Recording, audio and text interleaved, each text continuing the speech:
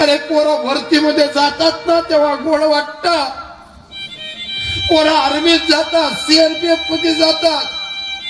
आज कासुद्यातली पोरं जात होती, मिरवणूक होत होती ना.